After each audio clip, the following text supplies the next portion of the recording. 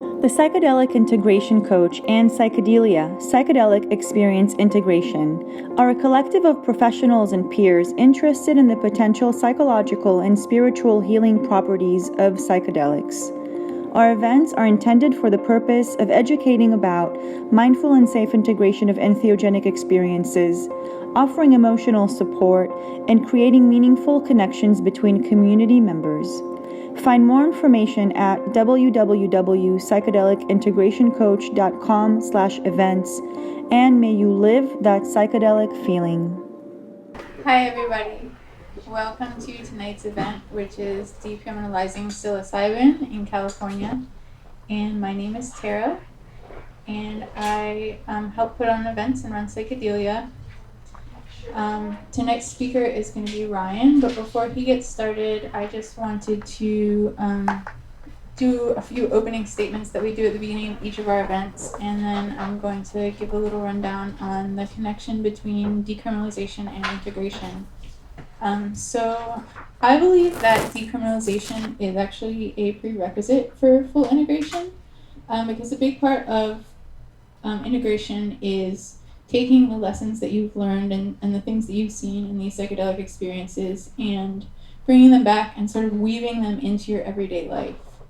Well, in Prohibition, there's only so much of that most of us can actually do to integrate the two halves of our lives, the psychedelic half and the outside half. The psychedelic closet is a real place, and with good reason. The main reason is that there's currently a large amount of stigma around psychedelics. A lot of people assume that just because something is illegal, that also means that it's bad. And so that can have really bad repercussions. Legal problems like criminal records, jail time, even as bad as deportation for people who aren't citizens. Custody issues, people could lose their kids. Employment problems, and also even just like interpersonal stuff in your family. You know, if people don't want to be associated with a criminal, they're like, you're doing this, it's illegal. So it can cause those kinds of problems. And these fears of these repercussions keep people trapped in the psychedelic closet. It leads to isolation. A lot of people feel like they have no one that they can talk to about this stuff.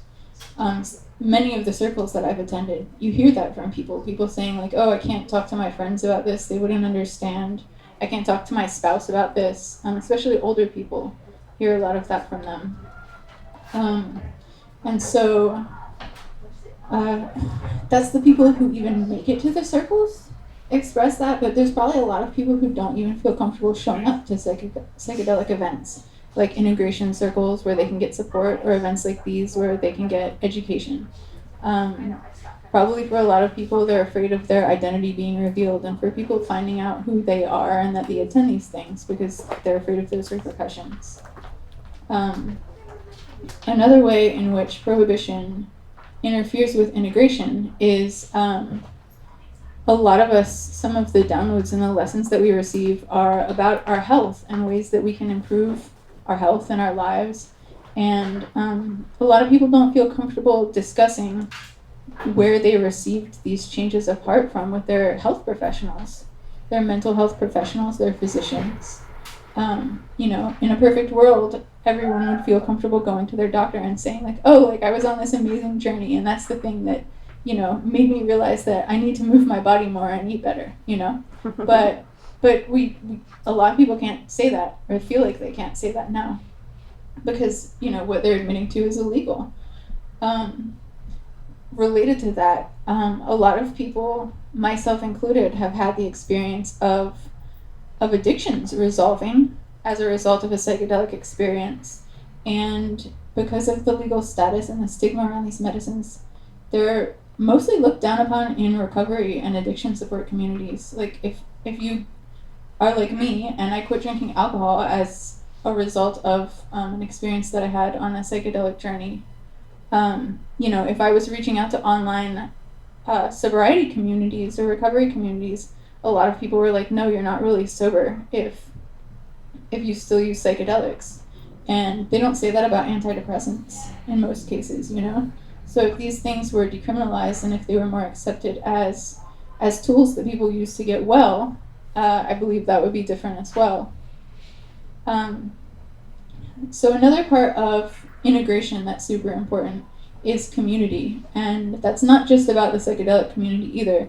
It's important to be connected and feel kind of in your full authentic self with your community that you were raised in, your family and your neighborhood and your culture. And a lot of people don't have the luxury of being able to bring their true and authentic self to their community that they were brought up in right now, because there's parts of themselves that they have to hide. Their psychedelic use they have to hide. And for a lot of people, it's like the source of their spirituality is psychedelics, and they feel like they have to hide it from the people that they grew up with. And I think that's really sad, and I think that decriminalizing these substances, psilocybin and other plant medicines, and other psychedelics, would go a long way toward changing attitudes. The more people are exposed to it, and the more that they see that they can be a source of good, a source of spirituality, a source of health, the more that these things will change, and there will be more acceptance, and people will be able to show up with their full self. Because I feel like leading two lives it's the complete opposite of integration, right? If you have like the psychedelic life, and then over here you have your everyday life with the people that you know.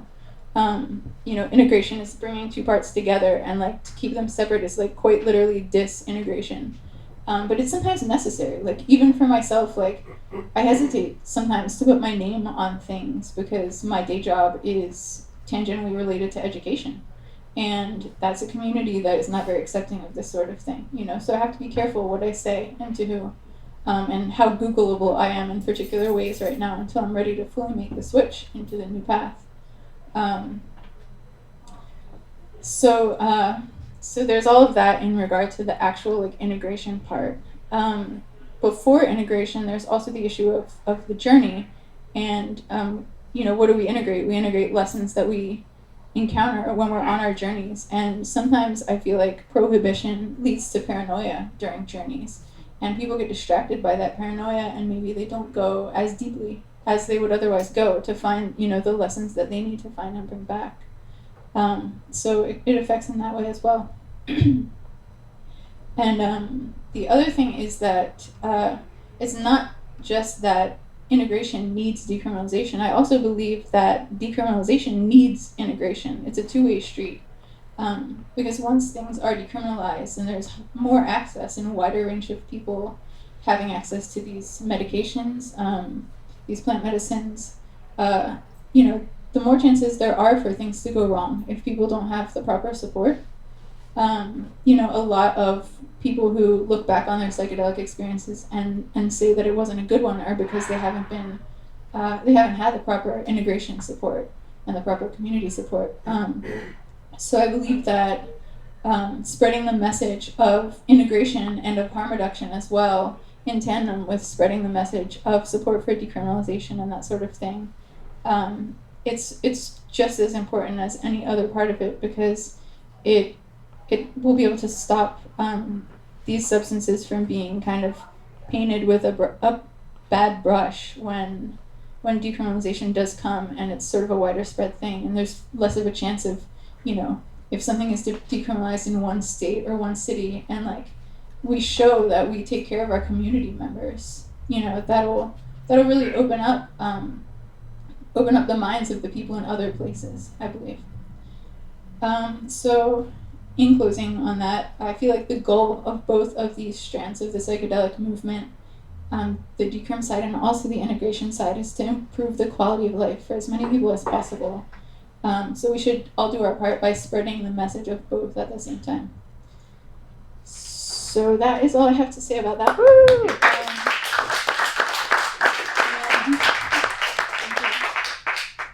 With that out of the way, I would like to introduce our speaker tonight, who is Ryan Munivar.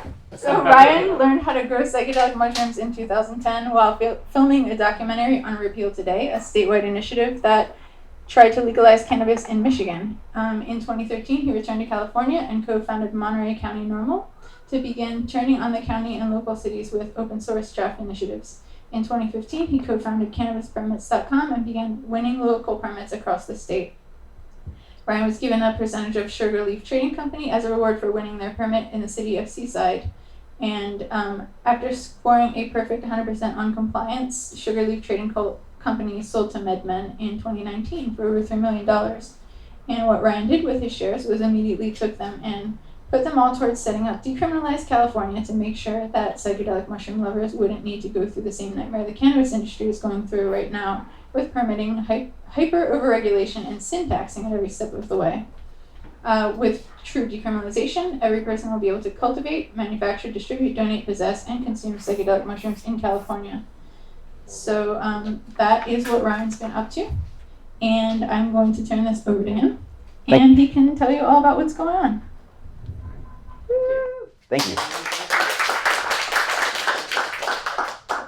All right, so this is going to sound absolutely absurd for how the hell I even got here. But yes, working on a documentary in Michigan, and I was tracking what a campaign was trying to do when they were trying to legalize marijuana, as it was called back then, in the state of Michigan. And from watching what they did wrong, I thought I knew how to actually win these things. And it was absolutely wild, because when I started out, when you turn on an area, there's basically 4 types of people you're looking for. There's organizers, those are the brains in the local community, that's generally at a county level. Then you have your callers. And back in the day, we used to telephone people up off of these huge lists, and they would call more people. Now those are basically upgraded to like social media gurus, if you will. They're the ones that are always talking to everybody online, and they have this network of people they can go to. The next type is basically runners. And in the cannabis industry, that was very effective, because we had people that were always on a circuit going, you know, consistently around the state, picking up and dropping off things. And then when you're running a campaign, there's a lot of that has to happen for the regular materials that are going out there. That's like stickers, buttons, petition sheets, t-shirts, shit like that. And then the final one you have are grunts. And grunts, you know, they will not leave their half of the city. And I'm talking like Los Angeles 405 traffic. I'm talking like a small town with like 25,000 people in it, and they won't go 5 miles east, but they'll stand on a street corner 1 mile away from the farmer's market where they're at, and they're just crushing it, getting signatures like every single Saturday morning at like 7 a.m. So there's these 4 types of people that you're looking for in a campaign to actually pull it off. There's a lot of other bigger, higher end positions that come into it, but for those areas and those counties, that's what you have to go for. So here's basically the battle math for how this works in California. In order to push a citizens initiative, you get 25 registered voters in the state of California to sign this little tiny petition sheet that you submit to the state legislature's office. And then by law, in a timely fashion and to the best of their ability, they have to draft completing the rest of the initiative for you as far as the best they can possibly do. So when we went in there, we were like, look, this is what we basically want. We want psilocybin and psilocin removed from the California Health and Safety Code. Just take it out. And so we submit that to them. They submitted a sheet back to us that had the breakdown of all those different changes in the regulation. They basically go through California Health and Safety Code, striking out every single section that has a reference to psilocybin and psilocin. They cleaned up some grammar in there because the laws that were written were quite old, so there was different ways of talking back then, apparently. So it's clever. There's like shit all over it that's cleaned up. What ends up happening next is we take that language, we continue to adapt it for whatever the purposes of the campaign's true intentions are. And in this case, what we're trying to do is basically set it up in such a way that you can actually, for personal use, cultivate, manufacture, distribute, consume, possess, transport psychedelic mushrooms without fear, at least at the state level, of going to jail for it. If we take this out of the equation, California has a really nice policy generally to tell the federal government to fuck off when they try to come in here and tell us what to do with their lives. So that's a pretty cool function. Sometimes they don't do it, because if they're hurting and they need money for a project, they'll actually beg the government for access to whatever they're doing. So it's tricky how it plays out. The next thing that happens is basically the math of the state. There's almost 40 million people that are like living here. And then there's roughly 18.5 million registered voters. And of that, there's 12.5 million that actually vote, according to the last election. And based off of that math, in order to win something like this going forward, we need to get roughly 6.25 million valid, like 6.25 million plus 1 vote in order to win the majority of the state of California in the upcoming election. And it's going to be a huge election. I mean, this is Trump's second run at it. It's 2020. It's California. It's going to be a massive voter turnout. On top of that, just to even get this on the ballot, you have to go out there and get 625,000 valid signatures in the state of California. And when you submit, you have about 60, 65 days before you have to actually start getting those signatures. And then once you do, they give you approximately 180 days. So that's only 6 months to pull it off. That's a lot of people. Cool thing is, though, at the start of this campaign, because we actually started out 600 days from the election, most of these times these things don't fire off until like day 390 leading up to the actual election. And what we ended up doing is we had three basic things we focused on. It was people, process, and product. Because you run a campaign, it's somewhere between like this crazy military ground game where you're trying to take territory and then a business. And if you don't run both of them properly in conjunction with each other, the whole thing falls apart. So the first thing we focused on was people. So we started building up a massive volunteer list.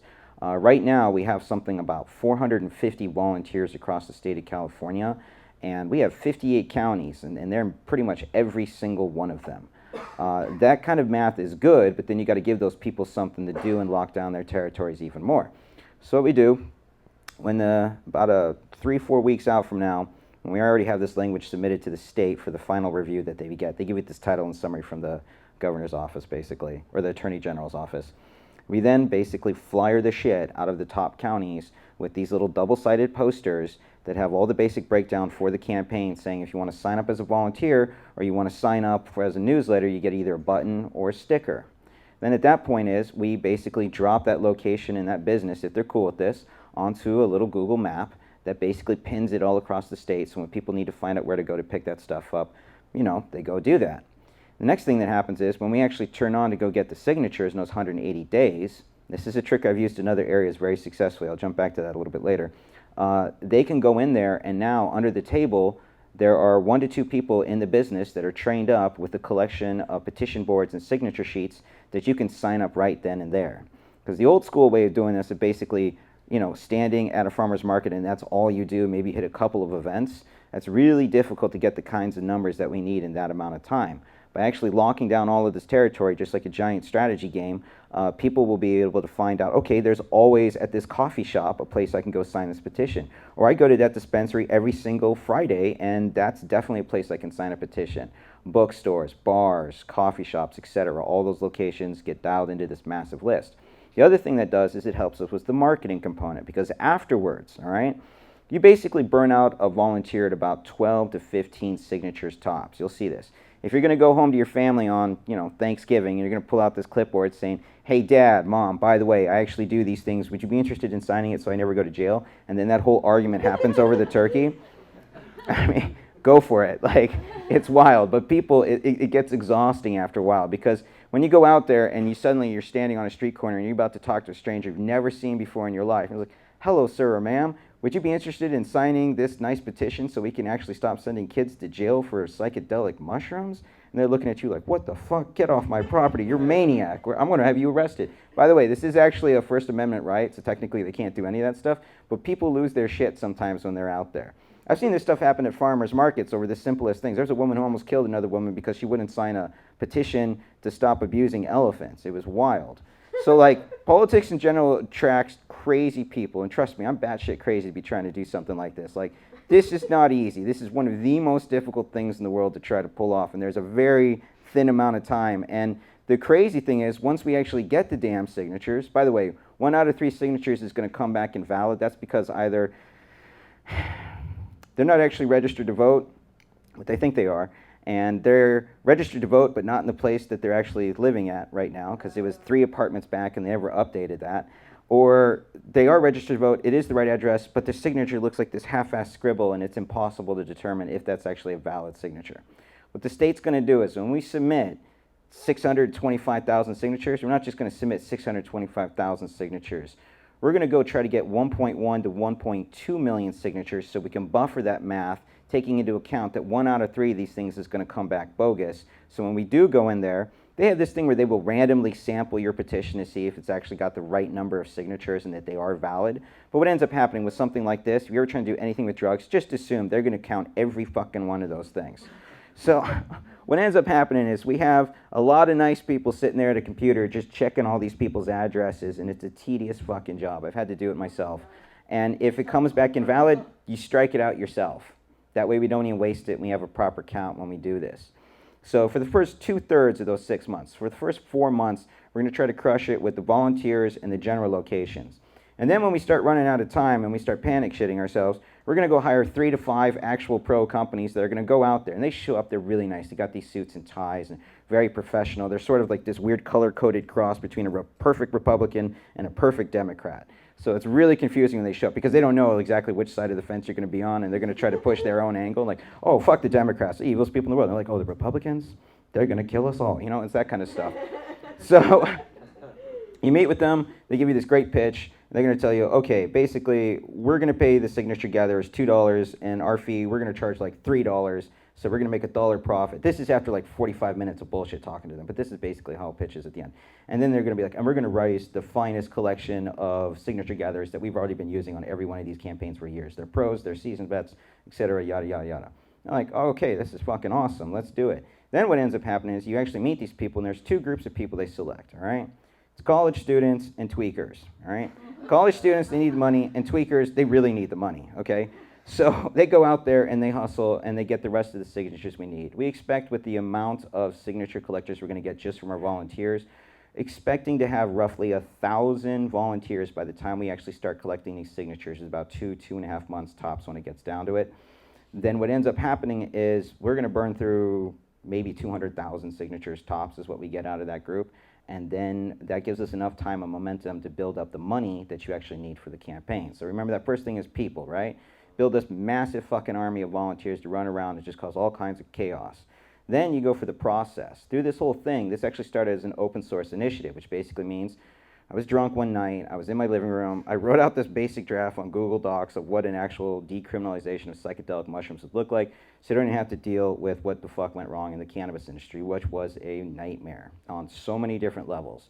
So first off, the reason why I even wanted to legalize marijuana back in the day, cannabis as it is now called, was because I wanted access to great weed at a cheap price. And I wanted to be exactly what I was getting. That's what I was hoping for, all right? As the project went through in a lot of different states and you saw how things turned on, you went from states like California, for example, that had to come in with Prop 215 from a medical angle just so they could get the foot in the door and then sneak the other one in with basically regulation in the form of legalization, which was AUMA Prop 64 back in 2016.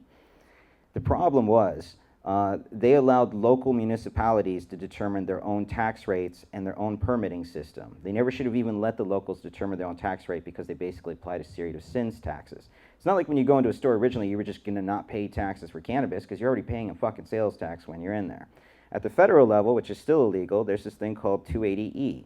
You basically get 0 tax breaks when you start out as a business, and the only thing you can declare is cost of goods sold. So that makes it extremely prohibitive just to get going with one of these things as it is. Then on top of it, you allowed local municipalities to tax for cultivation, manufacturing, distribution, either as their version of whatever half-assed thing they had for wholesale at the time, to full-on brick-and-mortar style and mobile deliveries, all right? So if this goes through, there's not going to be that kind of permitting system that exists for psychedelic mushrooms, all right? It's for personal use, all right? That means personal use. You're going to ask for a definition of, well, what's personal use? Is that like 500 pounds in the back of a U-Haul truck on the state lines to Nevada? Or is that 10 pounds in my closet? Because one of the craziest things is the cost ratio comparison for what it was to make a pound of cannabis to a pound of psychedelic mushrooms is psychotically different. I mean, it's terrifying. Basically, for about 125 bucks and a little bit of intelligence and time put into it, a person can grow enough psychedelic mushrooms in their closet for themselves, their significant other, their family if they're so inclined, their friends, and their neighbor when they want to barter for tomatoes in the backyard, okay? You can grow an extraordinary amount of this. Huge cost difference. Why? You don't have the same electrical, water, and nutrient load that you have with cannabis, okay? Mushrooms pretty much grow in the dark. The cost gets down to the cost of the medium you're sterilizing and putting into the tubs, all right? When you're picking these things, you're dehydrating them, you grind them up, you stick them into capsules, or you just put them in your fridge, or you do whatever you want with it, basically. It's not that bad. It's not like weed, okay? And it doesn't need to be regulated the same way as weed is, because that was just a disaster the way it works in the state. Because now, if you go to a legit spot, the white market, as they like to call it, it's really quasi-legal because it's still illegal to federal, but we'll call it the white market. What ends up happening is you pay more for an ounce of weed by like double than you should. All right, it's massive amounts of stupid packaging they put on all the boxes as well just to push that shit, so it's not exactly even good for the environment. And the quality, at least they're testing it in labs, but for the amount of overproduced weed that we already do in the state of California from greenhouses, and I have a lot to do with that in my back end, it's disproportionate to the benefit that's currently going on. So with psychedelic mushrooms, one of the best things that we do as a class, because it's basically Committee for Mycological Research and Education, which real fundamental goal is to do research and education, and the best way to educate people about mushrooms is by actually teaching people how to cultivate mushrooms, all right? It's not as difficult as people make it look. It's actually a process of super sterilizing your environment to begin with, a couple of clean steps in the process, and then basically you get yourself a pressure cooker, you get some mason jars or mushroom bags if you want to start, and you get access to a syringe, a spore print, a mycelial wedge from like an agar dish that somebody might have. You toss that in there under clean conditions. It actually colonizes the entire substrate, or the entire medium that you have. Then you add that to these monotubs that you drill out using a substrate combination of cocoa coir, perlite, vermiculite. And if you want to change the acidity, you can pour coffee on it. And some people have a few other amendments they like to put in there. But everybody's got their own recipe for like the perfect cake. And then these things just start popping out in the tubs, and you get 2 or 3 flushes of it. It's magnificent. And the goal is, when you take one of those classes, you go teach other people how to do it. So the policy works like this. The average basic class is somewhere between $100 to $125 for 3 hours. If you want to have that fee waived, you can actually come volunteer basically for 8 hours in the campaign office, and then we just write that off and you get a little flyer. So that way I don't have to people bitching about it's too expensive, or I don't want to volunteer to go do this stuff because my time is very expensive, so I'll pay for it. I'm like, okay, you get the best of both worlds. Just go for it, right? And then what happens is when you come in, like, what the hell is, being a volunteer in a campaign office during the regular times? And everybody's like, oh, I have mad skills in this and that and that. And I'm like, awesome. Come here, let me show you some stuff. And we put them through a little test. So you're going to make buttons, all right? There's like 7 steps in it. We want to see if you can make those buttons. And they're over there. And these are people, some of them, they come in, they're like mechanical engineers. So I'm like, you're going to be awesome at this, right? No, absolutely sucks. Like, just butchers it every fucking time. Like, no, you put the little cup on there, then you put the little thing, and then you put the glass. Yeah, all right, and you swap it, and you do it again, and out pops this perfect button. Now you try. And they fuck up like every step, even though it's like pointed onto the wall. So we build these processes, these standard operating procedures for every single one of these things that goes on. So if they're actually able to get through that, and they seem somewhat competent, and they move in a fast fashion, and they don't spend 25 minutes on their phone arguing with their ex-girlfriend, awesome. This person upgrades to more complex things. Those things could be anything from working on the t-shirt design to actually making the t-shirts to actually running around dropping off stickers in the mail, because we have this policy where, like, even if people donated and didn't know we had stickers and buttons, we just send them that, because that's basically marketing that goes around. And for the t-shirt side of it, this was coming up as really complex. You can actually win entire campaigns simply by the funding of the t-shirt sales alone if it's a proper campaign, all right? So we have a wholesale account. We went down to this t-shirt company in Gardena called Next Level, and they get t-shirts from all over the place, and they have a pretty cool showroom, and we go in there, we pick up these t-shirts. And on the front of it, basically, it's a dye sublimation printer, so instead of getting like the crinkly latex feeling that you get with some of the other ones, it's actually a dye that goes into the fabric itself, so it actually seems to last longer. We got this printer and we jacked it and just totally like messed with it and got it to work, so it actually print off these sheets that we can now stamp onto these shirts using a heat press. So normally people do silk screening to make a large amount of bulk t-shirts very quickly. It's cheaper, it's a little bit faster overall, there's lots of benefits to it. But it doesn't hold up as well, and there's one other part. On the back side of these t-shirts, because they start out with just our regular logo, that thing up there, there's a personal testimonial that people can put in there. It's 140 characters long. It's more expensive because it takes a little bit more time for us to do this, but basically somebody can have on the back of their shirt their reason why psychedelic mushrooms should be decriminalized. Instead of us trying to come up with the absolute perfect one-liner and the elevator pitch for why it should be decriminalized, we decided, what the hell, there's so many different suggestions coming in, let's let them personalize it and do them themselves. So now it goes to the actual math of how we win these things with money. For the cost of the t-shirt, on average, it's going to be about $7 to $7.50. That's with printing and time and tossing it in, all this little stuff, and doing it. That's for the basic t-shirt. The extra one only costs like an extra $2 really to actually silk screen on the, or not silk screen, but screen print on the back of it using a heat press, the last section of their testimonial. At that point, that t-shirt, the regular one goes for 25 bucks, the more expensive one with the actual testimonial goes for 50. We're making an absolute killing on it. The goal is to take $1, turn it into $3. That's how it works. In this case, if it costs us roughly $7.50 to make a t-shirt, and it's $25 this way or $9.50 to go for the $50 one, we're making our money back. And this is an excellent way because, you know, everybody's going to all these festivals and they have their little 30-second elevator pitch on the back of their shirt. They just keep practicing like over and over and over again. And the stickers, they've been showing up like all over the place. It's just absolutely fantastic. We get all these posts about it through Instagram. The buttons, people just love those. They rock those. Like, they like the buttons. I'm more a sticker guy when it really gets down to it myself, but they just love buttons.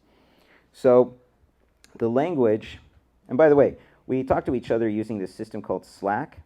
So right now there's 418 of the volunteers on it, and we also have it broken down by all the counties. When you sign up, you only get access to your county, but there are 58 counties, and I get hit up in just about every single one of those channels. And then there's every single team you could possibly imagine. So if you have time to jump in on something, you go for it. We use everything through Google Drive, so that's how we organize all this madness, and then we open source and share the documents through that. This is actually a copy of the language we're currently working on. You start out, there's basically the title, there's the findings and declarations, like what happened in other areas and why did it actually go through. Everybody on the site is always making comments going back and forth, so that's how we basically keep check on each other, because my grammar and spelling is horrible, so like they're always just like, you can't use that word, and I'm like, damn it, okay, I won't. And so we'll change it. The goal of this is basically for anyone under the age of 18 with parental consent. So there's a trick on that. If your kid gets caught with like 5 pounds in the trunk of your car, they call you up from the police station. It's like, okay, are you this kid's mom? All right, do you give parental consent? Okay, good. All right, get the fuck out of here, you know, and that's it. That's hopefully the goal. The second part is to actually put together a review panel, because we think there's going to be at least 3 departments we're going to need to talk to at the state level eventually when this stuff gets descheduled at the federal level. If cannabis, for example, had actually been regulated simply by California Department of Food and Agriculture, instead of creating 2 other entities and a 3rd entity underneath the CDFA, they created cannabis or Cal Cultivation, which is technically chartered under the CDFA. Then they created the Bureau of Cannabis Control, which handled like dispensaries, wholesale distribution, analytical labs, a few other things. And then they dropped manufacturing under CDPH, California Department of Public Health or something. That's basically what went wrong, because now you had all these different agencies that had their own versions of language that were fighting all against each other.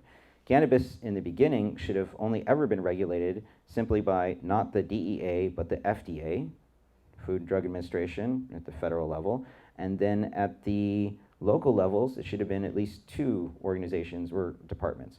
One of them is California Department of Food and Agriculture, because it is an agricultural product, all right? You actually grow this thing. You can either consume it, or you can turn it into textiles such as hemp. So cannabis ruderalis would have been included in that. And that would have sped things up in society a lot better, because basically if hemp had been legalized through that process, it'd be in all of our fabric right now that we're probably wearing, and in our money and all kinds of other cool things. You know, hemp blocks for construction. What ends up happening is Parks and Rec, they're probably going to have to get in on this, simply because the big concern is, what if people are to wander around outside and discover that mushrooms suddenly come out of the ground every time it rains? And I'm like, well, that's awesome. There's actually mycological societies that track this stuff all the time. They love fungus. They're always out there looking for it. Every time it rains, it like literally spores for them. So Parks and Rec, since they're the only ones who should actually be teaching the identification courses for these things, they would basically have like a $25, $50 course. You go in there, you take it, you learn how to basically forage for wild mushrooms in general, which, by the way, this is totally absurd, but regular mushrooms, like regular edible mushrooms you get in a restaurant, if they're picked locally in California, there's like a whole underground black market just for that, just to get it into restaurants. It's a health code violation in most places. It's actually illegal to get regular mushrooms. We're not talking psychedelic mushrooms, like regular mushrooms that are foraged locally. You can go and get them from Oregon, where they have a permitting system up there, or they can come down here and drop off the mushrooms as well. Otherwise, you have to basically get it from a commercial agricultural farm. So even if it's growing on your backyard, you're not doing anything wrong, and you sell those or you give those away or you give that to a restaurant, that's a big, big no-no. So one of the craziest things is this law, it may upgrade to this through the process of the next 2 weeks. There may be an assimilation where we actually have it built in that there's a wild foraging mushroom permit just in general. Not necessarily for psychedelics to be sold, but it's like the $50 identification course, just like a fishing license in some states. You go in there, you take this thing, you make sure you're not going to kill yourself eating the wrong thing. And then on the other end of the spectrum, wherever you're dropping it off, the person receiving it also has to have one of those permits. So you're just not some idiot that showed up with a bunch of mushrooms and gave it to somebody who's now going to get sick. It's like a dual component safety level. So we're working on it. If we have time to put that in there, we're going to figure it out, we're going to do it. So you go through the rest of this stuff. We had this section originally down here to designate the research to be done by professional doctors and researchers at UC schools and other California research institutes. Pretty much at this point, if this goes through this way, we probably won't actually need that. So the focus of the organization would actually be trying to figure out who goes where. And the 3 people we basically take from us, somebody with a deep background in mycology, someone with a great background in neuroscience, psychiatry, PTSD, treatment experiences, etc., and somebody that basically represents the community of activists and regulation experts. Then when you get into the actual language, you go into California Health and Safety Code, there's this whole list of all these different drugs that are bad for us, supposedly. And some of them probably are, I'm not going to lie. And then we get down to our favorite one, psilocin and psilocybin. All right, we take those out. We have to start changing the numbers. So red's what we're striking out, the blue is what we're adding. You go through all of this stuff. It's very long. You'll get to see this. We critique a lot of their actual grammar because it's horrible through the process. Change everything. I mean, it was like written like 40 years ago, these laws. So they don't know what the hell they were doing. And then, yeah, it's just a bunch of that. It's just us taking it out. That's really what a decrim effort is. And then the other components for the mushroom stuff that we add in there, this is a big one, this whole section. Ugh. So anyway, the way we target these areas is by math. So the top counties are basically Los Angeles, San Diego, Orange County, San Francisco to a certain degree. But there's a lot of counties that have huge populations but not the greatest voter turnout. And by the way, if you're going to try to win one of these elections, you don't really win it by just imagining your final date is the November 3rd election. You actually have to go a month earlier before that because the majority of areas are actually starting to vote by mail because it's just more efficient than standing at the polls. They just like that. So what ends up happening is we have to basically get to them by October with all of our core, hardcore marketing to get the word and the message out there to everybody. So it's very tricky, it's very ambitious, it takes a lot of smart people working in a lot of different areas, and thank God we have like hundreds of them. So when we do the breakdown, each county also has its actual voter turnout of who actually did show, what the percentages were, what the spread was between Democrats and Republicans. And honestly, I should slide this last one over, but no party preference, because that's really huge right now, because it's crazy. Like Republicans and Democrats, I mean, they're so polarized against each other, and so many people are sick and tired of their own party. It's just kind of gotten out of control, and this next election is going to be off the charts insane. Like it's movie worthy. It's going to be very entertaining and horrifying at the same time. Like you're in the airplane as it's crashing, but everybody's drunk, and you're like, yeah. So I know that's wrong to say, but that's pretty much what's going to go down. Part of our expansion plan, we teamed up with this movie called Fantastic Fungi. We're going to be tabling at a bunch of their locations. It's this awesomely trippy movie of like, yes? Are they doing a screening in LA soon? Yes, they are, in fact. About that. There is Santa Monica. What the fuck are you? Oh, I missed it. Yeah, October 25th to 31st. All right. Oh, lovely.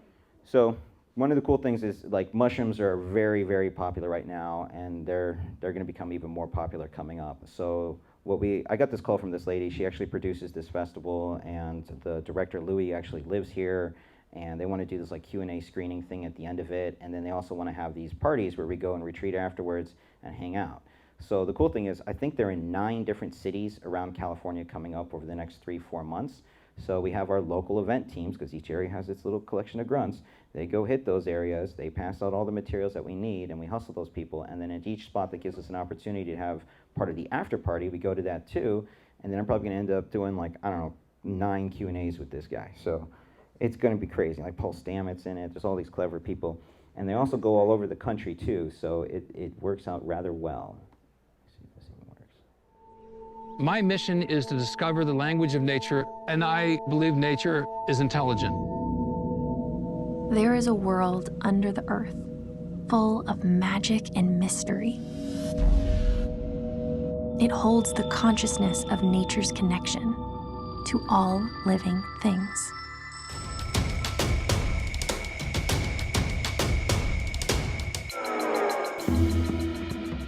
You know, these mushrooms, they can heal you, they can feed you, they can kill you. It's not like a vegetable, and it's not like an animal, but it's somewhere in between. They support life, they convert life. As you're walking, there's about 300 miles of fungi under every footstep that you take, and that's all over the world. The bulk of the organism is growing underground, and it's composed of these long threads called a mycelium. Almost everyone knows about the computer internet. The mycelium shares the same network design. It's amazing what we don't know about mushrooms. They really are a frontier of knowledge. You can filter water. You can create medicinal compounds almost on demand. They have incredible capacity to make things change very quickly. So I am super hopeful. The psychedelic members of the mushroom kingdom are fascinating. I have been a guide for around 350 psilocybin sessions. The most glorious part was that it made me feel more comfortable with living because you're not afraid of dying. We need to have a paradigm shift in our consciousness. What will it take to achieve that? We can heal the planet. We can build the future. And our world is fantastic.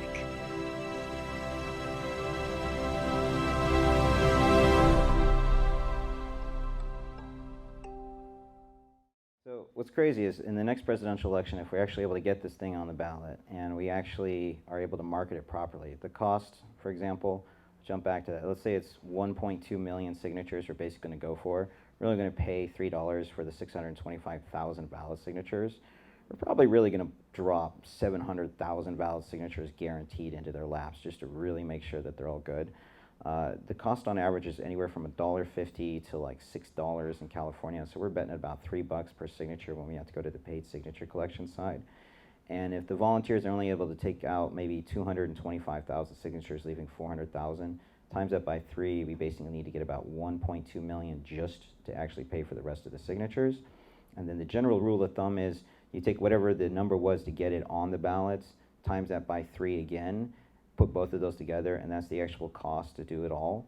So if it costs us 1.2 times 3 is 3.6 million, put that together with the other 1.2, it's $4.8 million total just to win this thing. Keep in mind, California is massive, okay? Like 18.5 million registered voters. It's absolutely insane. I was at this crazy libertarian conference that they invited me to a while back, and they're cool people. They were the only ones that ever actually even support, well, them and the Green Party, I should say, back in Denver when we won it out there. And just, my friends and I, we just went out there to help out. It was awesome what ended up going down. We're not like super brains that actually did anything to change the course of history over there. We basically just hit the streets and passed out signature sheets and like flyers and all kinds of craziness. So at the end of the day, if California flips, that's big. That changes a lot of things going on. There are other states that are going to try to do other things. So for example, Oregon's working on their own version of it. Originally started as a medical model, and now it's kind of changed up to something else. There will be tons of cities and counties across the state, like not just ours, but like all over the union. They're going to try to do their own things with their own timelines. It's anything from initiatives to resolutions to turn things on. It's everything from referendums to try to stop other people that are trying to slow them down. It's going to be chaos, and this is going to be like one of those weird things in the middle, because what we learned in Denver was, sure, you talk to a Democrat, they're probably going to vote in favor for this thing, all right? If they're non-party preference, they probably 70% will vote for it, 30% would vote against it.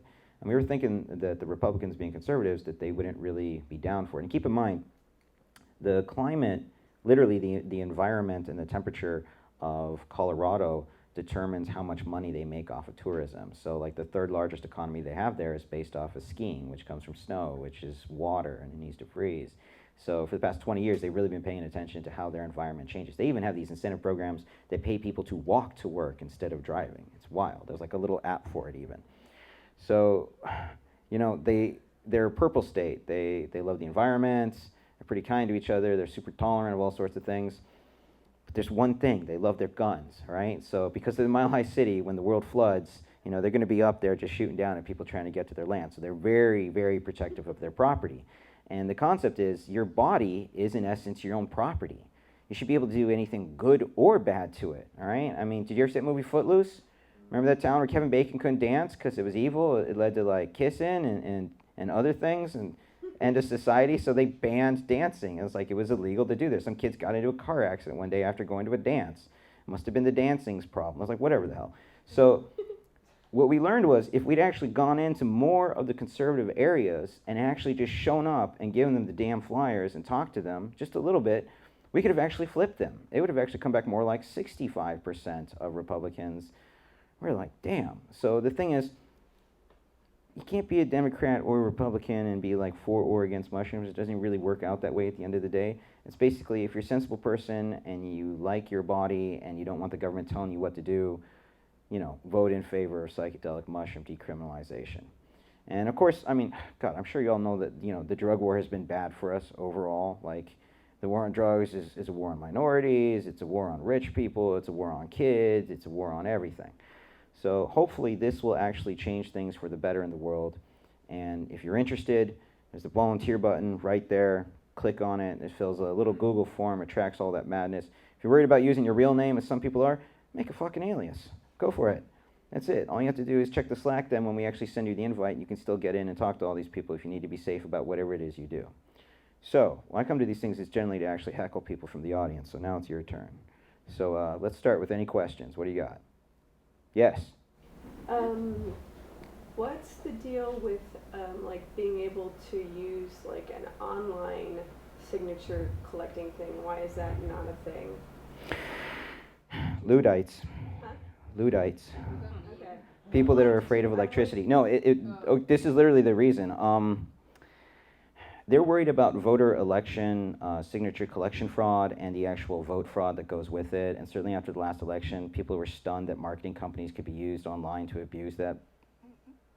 Right? So there's a couple of states that are actually try out some beta style programs. Well, the thing is, you'd actually have to go get your regular paper signatures just to actually get the petition and the voting complex put together. And people are trying to do it in such a way where they use blockchain technology, the same stuff you use for cryptocurrency. So it actually has like a perfect ledger of all the votes, so supposedly they're not tampered with. But people are afraid there would be like an interception or a program on your phone that would get access to it and change the voting style of whatever you were doing, or just not give you your vote chance or negate it. Not for voting, for collecting the signatures. When you do it, you'd really have to do it for both because it's the same level of security that they would have for both systems. And the other crazy thing about that is you would have to attach it, not a crazy thing, a sensible thing, you would actually have to attach it to the California driver's license. That's probably what they would use as a form of identification. So whenever you did that, you were automatically registered, and then it wasn't necessarily locked down to your residence if you were still in the state of California somewhere. I think somebody's probably going to end up running an initiative for that. I imagine there's marketing companies like falling all over each other, because then what ends up happening is the greatest cost prohibitive factor of that is the fact that, you know, we're going to have to spend like $1.2 to $1.5 million basically to actually pay for the signatures just to get the damn thing on the ballot.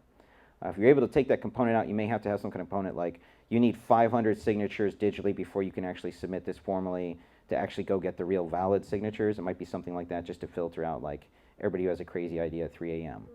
But no, that's a fantastic question, and honestly, I hope society changes faster for that. Oh, and there is an interesting movement against citizens' initiatives. Most conservative states are actively working at many different levels to remove the ability for citizens to actually put an initiative together and put it on the ballot. There's only, it's every state has its own version of it. There's, the United States wasn't originally even designed for this thing. It was like the upgraded version of like the deep dreamers back in the day. But the citizens initiative process, only like 24 states actually have a version of it, and each one is different from each other somewhat drastically. So the conservatives, for the most part, want to eliminate that because the greatest threat to what they do is citizens actually taking initiatives into their own hands, literally. And there's a lot of reasons. For example, like most conservatives, they don't want to turn on voters because the voters that get turned on are young voters, and they tend to vote against their conservative policies, so they don't want to basically pay the enemy to stack their deck as far as an army is concerned.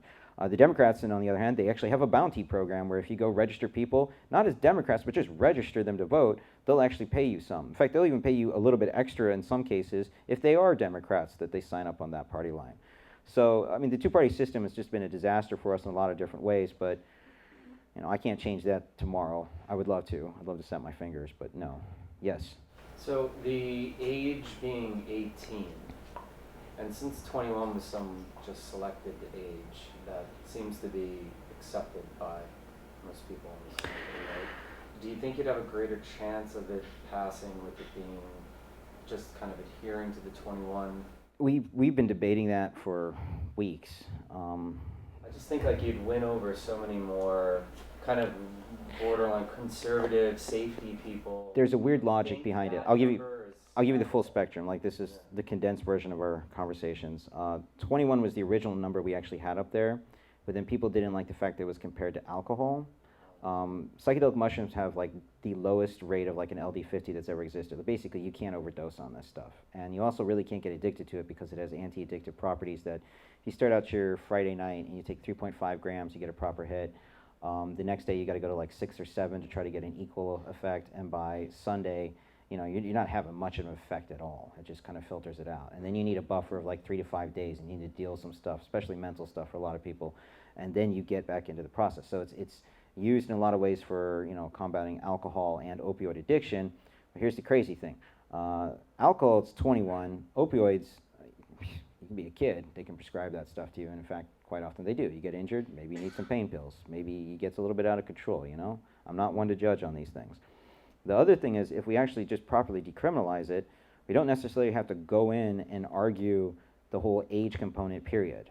Because here's kind of this weird irrational sort of thing that goes against itself.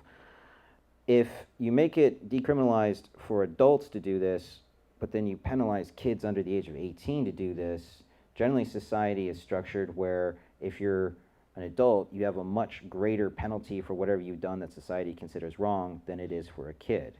And the majority of people that are getting caught for this, they can't properly basically get themselves out of jails. It's young black kids and young Mexican kids that can't pay for their lawyers. And they get a shitty public defender, and then they're basically screwed. So I'll give you this. Philosophically, ethically, morally, I think there should be no age limit to it, period, and just end the drug where proper. But I'm a math guy at the end of the day, and if we lose the campaign, I got to put it in there somehow.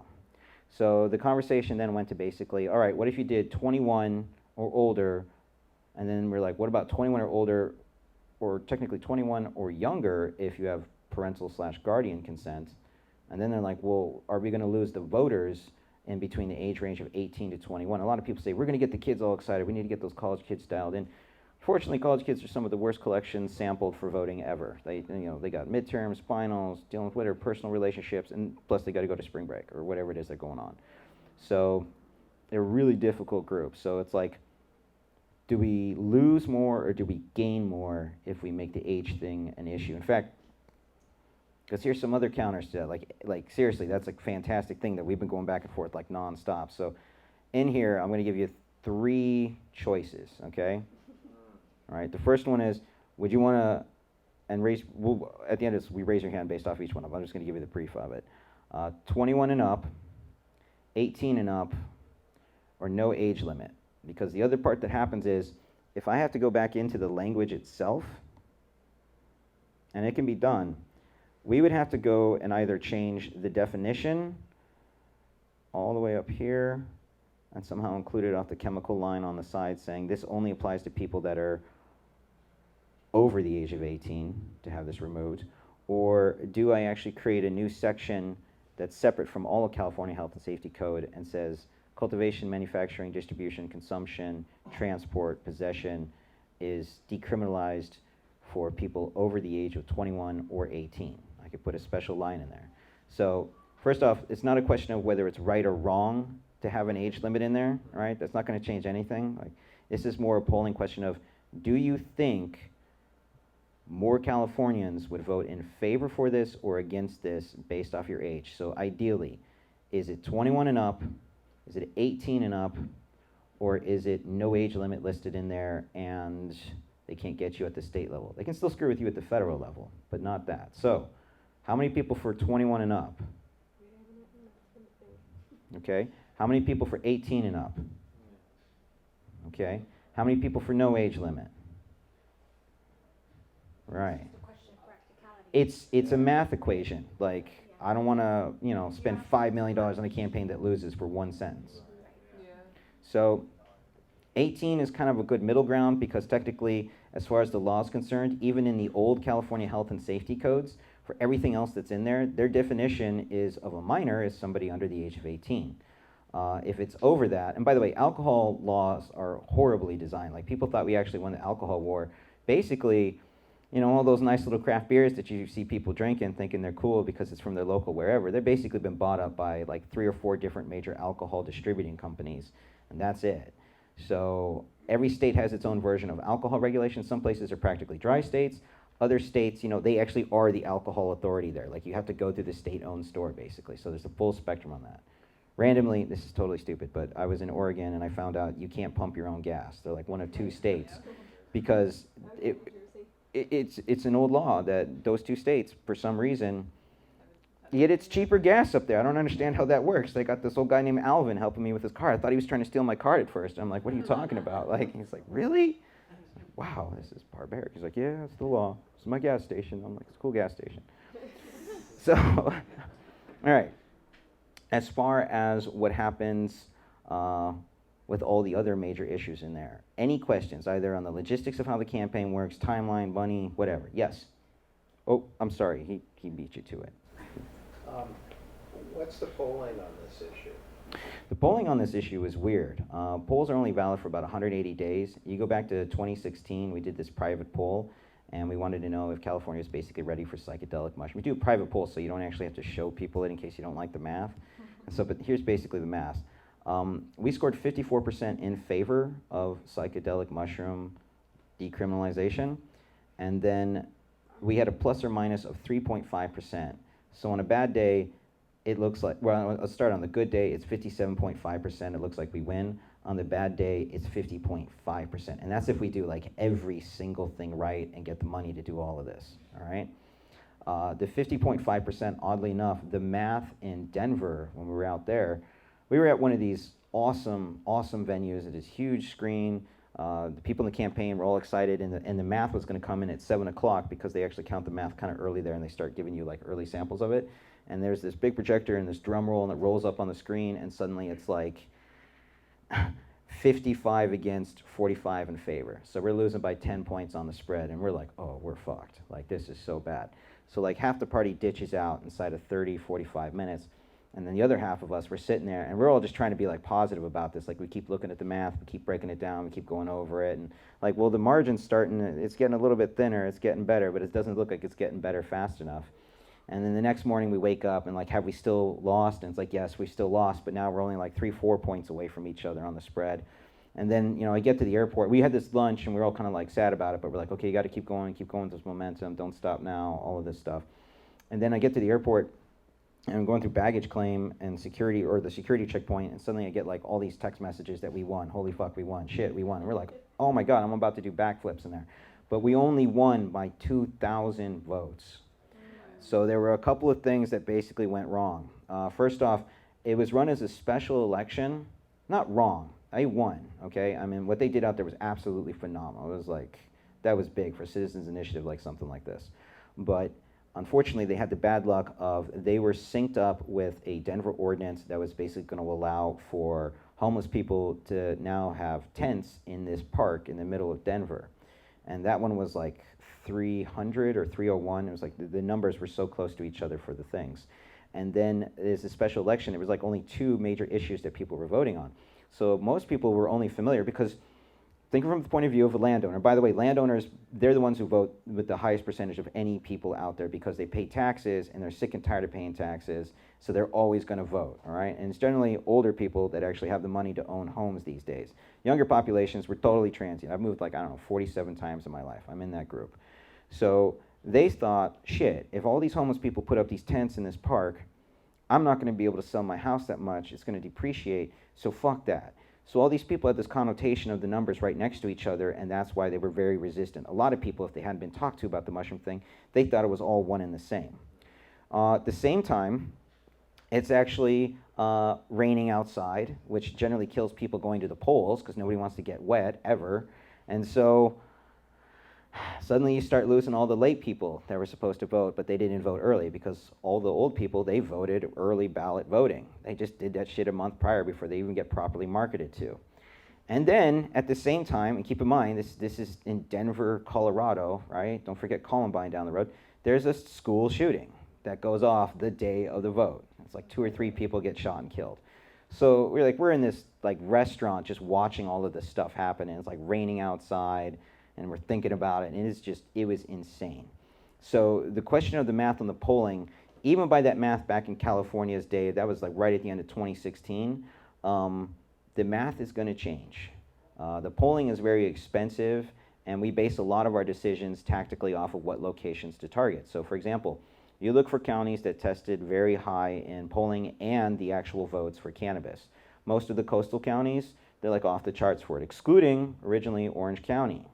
Orange County is actually a very conservative county. It wasn't just recently until they actually had more Democrats now registered to vote there than Republicans overall. And keep in mind, independent voters are the ones you really got to target, because you look at it this way. If a no vote's going to cost you $3 to go get and hustle, if a maybe vote is $2 and a yes vote is $1, you only spend the $3 on the ones and the twos. You tend not to actually target the more conservative ones. What you do at the end, though, is the independent voters, the ones that float in the middle, you hit them hard. They cost twice as much as a yes vote, but you only get a certain number. So for example, in the psychedelic community, it's only like 0.01% of the population that actually does psychedelics in the US. We're very small. And as much as, people would like us or think that we're actually very inclusive, we're not. We just out of principle alone and safety, we've tried to like keep some barriers between ourselves and other people. That has to end, because otherwise we're just yelling at each other in an echo chamber. So all the different techniques and all the different ways we have to reach out to them. At the end of the day, for the benefit of each one of these counties, San Francisco is extraordinarily rich. There's going to be something like another 7,000 of those kids that now they're going to be able to get out of the $250,000 in student loan, and their stocks are going to go nuts because their company's finally having their IPO. So there's going to be something like 7,000 to 9,000 new multimillionaires in San Francisco County and city alone. You then have Los Angeles, which has the highest voter population for what we need. It's 3.2 or 3 million people in one county as it is. You then have Orange County, which they're coming along. We're going to get a lot of money out of that area, and they love their drugs down there, both Republicans and Democrats certainly, but they're still predominantly conservative along the coast. You have San Diego County, which is kind of a mix of conservative and super liberal at the same time. They love the party scene, and they have a lot of cool people, and they have a huge population. You then bounce up into the inland area. There's Sacramento County and City. That one is actually coming online for us in a big way because we have a lot of people there. And the newest county that we're really focusing on is now Ventura County, mostly because of proximity to where we're at and their tendency to like weed. And then there's all these color-coded maps that show, for example, red is a no vote on cannabis, green is a yes vote on cannabis. So a lot of that is based off of targeting the areas we already know are somewhat liberal and have seen these things. More questions? Yes? I was listening to a podcast that talked about psilocybin and MDMA being Schedule 1, but cocaine being Schedule 2. Mm-hmm. I'm wondering if you can comment on that. What is this? There is no logic behind it. It was Nixon drug war era paranoia for a lot of these things. It was basically set up like this. They didn't like that hippies and counterculture people were actually forming these groups and showing up in places, and they couldn't technically arrest them for just protesting, but they could arrest them knowing that, okay, you probably have weed in your pocket. Like, I'm not saying anybody in this room, but I guarantee you that somebody's got weed in here, right? So you go in there and you bust them up and you start searching everybody because you have probable cause, because, I mean, these kids are smelling like weed. They must, I mean, fucking dirty hippies. Let's go after them. And then that was basically the easiest way to just break those groups of people up and scare the shit out of them. Hippies don't do cocaine. Right, well, and it's also medical use, so there's technically some...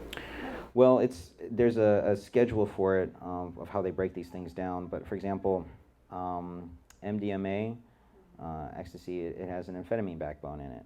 And that scares the shit out of some people, even though you can prescribe opioids and amphetamines and all kinds of other crazy chemicals to people and substances, generally if they're processed down to an analog form. So there is a certain financial component attached to it. That's why, like, would you rather spend $125 to grow enough mushrooms for a year in your closet, or do you want to spend $500 for like 10 doses of psilocybin?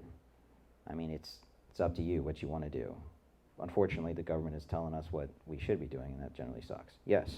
I just had a comment to add to that. A lot of it has its roots in how it's typically like rich, like white college students who do a lot of cocaine. But it's like minorities and people of color who like popular, like are more known, I guess, with the government for doing like marijuana, cannabis, and all those other things. So a lot of it is to persecute them as well. Makes sense. Yeah, and it absolutely sucks. By the way, I'm technically half Colombian, so like we have quite a history of what cocaine has done to us. So that's a whole nother lecture. But yes, Oklahoma. Okinawa, sorry. I need glasses. I'm sorry. No, it's all good, man. Volunteer-wise, well, by the way, thank you for doing what you do. Volunteer-wise, we got Decrim California, but I was wondering if you have anything kind of onesie-twosie, kind of niche things that you're looking for. Like, if we hit this button, is this kind of like... Yeah, told you. Yeah, you got to go 2 places for it. So we harvest like everything, like every single thing you could imagine. This list needs to be updated as far as the hierarchies for some of this stuff. And they're the teams that break down. So if you're interested in one of those things where you have a specific skill set, I have a very clever trick for campaigns, by the way. I actually filter people out by giving them small tasks of work. Like, you'd be surprised. There are people that are very capable, and yet there's something off, like the time management skill isn't there. So we literally do filter out people by giving them work. That's the easiest way to deal with it. If somebody annoys you, just give them work and just see what happens. So like if you wanted to volunteer, for example, let's say pick a skill set that you like, or that you're good at, I should say. Sociable skills. So like talking to people, that. Farmers markets, social events, working the tables at like Fantastic Fungi. Anything that you're good at, you should do. If you're not good at it, like, don't volunteer for it. Like, no, it's weird. We have some people that are like, I want to do social media. And I'm like, great. Okay, what's your social media? I don't have a Facebook, an Instagram, or a Twitter. I'm like, what do you want to do then? I've never had one. And I'm like, but you want to do social media? It's like, yes. Would you like to make buttons, ma'am? Yes. So, like, thank you. Fantastic question. If you want to be a volunteer, rock on. It gets insane. Like, the workload is off the charts. Like, there's like technically 6 stations in my living room now. There's like a comm station which controls like all the people in the field off of 3 monitors. There's somebody making buttons. There's somebody doing a general intake where they basically have to go through a whole bunch of documents and read them so they get acclimated to what we're doing. Then there's somebody that's working on the t-shirts, generally with somebody else. And then there's somebody on the TV that's handling schedules and just letting us know when things are happening. And then on the patio, there's people out there working on stuff, so I just give them extra fold-up tables. And then I'm in the kitchen because I'm always making food, because honestly, it's very, I like cooking. It's weird, I like cooking for people. I don't know why. So I make these giant things of pasta and stir fry and whatnot. So the volunteers eat well, because the volunteers don't eat well. They're like, I love the cause, but you can go fuck yourself, because I'm never eating another tray of frozen lasagna again. That's me, personally, okay? So, like, I get it. Like, at least you eat well. And then, I'm not gonna lie, people bring over weed all the time, and I'm cool with that, because I'm like, give me some. I wanna smoke, like, right now. So it's a fun environment. We do a lot of very difficult, yet you have to be creative type things to figure out. So it's pretty wild. And, God, the collection of people, like, some of these, I was like, I asked this one guy, I said, what do you do? And he's like, yeah, I have a company. I'm like, what kind of company? It's like, oh, we do this, like, digital design stuff. And I'm like, really? Like, how many people? He was like, oh, 75. And I'm like, really? And how did you do? I used to code. And it's like, you used to code and you did okay. It's like, oh yeah, we sold like our 3rd company like 2 years ago.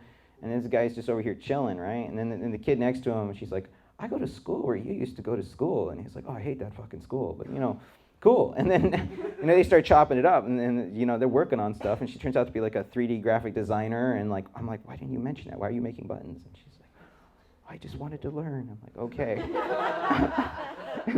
I'll give you an example. When you come in, this is probably the best, and I've read a lot of books and a lot of books on politics, and most of that shit is very boring and very dry. But the League of Women Voters in California, this is like, I don't know, the 15th or 16th version of this one. The older one had a much better picture, but this one's still a cool picture.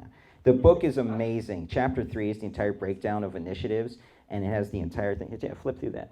It has the whole breakdown of basically how California government works.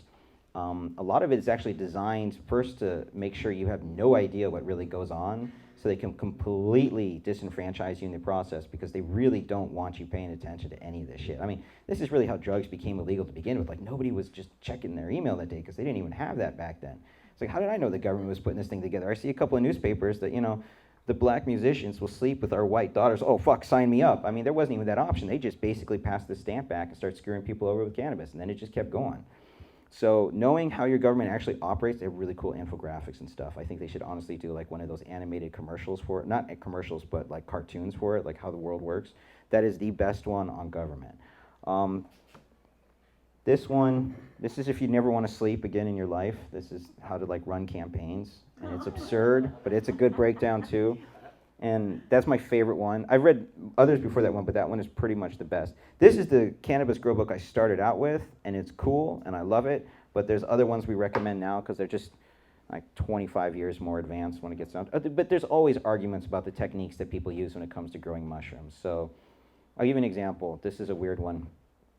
There's this thing called a casing layer that some people put on. It's basically, when you have your tub, you put this little extra thin layer of substrate-ish dirt on top of it, and it's supposed to help the mushrooms by creating this microclimate, and then they bloom better. There's more, they're stronger, more potent.